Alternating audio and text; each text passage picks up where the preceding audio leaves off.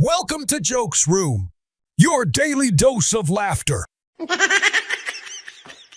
One sunny day, Captain Smith and his sailors were navigating the open ocean when a pirate ship appeared on the horizon, skull and crossbones waving ominously, and the crew panicked, looking to their captain for guidance. But he calmly asked for his red shirt, donned it, and led them straight into battle, emerging victorious. And when asked later why he wore red, he explained it was to keep morale high in case he was injured, earning the crew's admiration.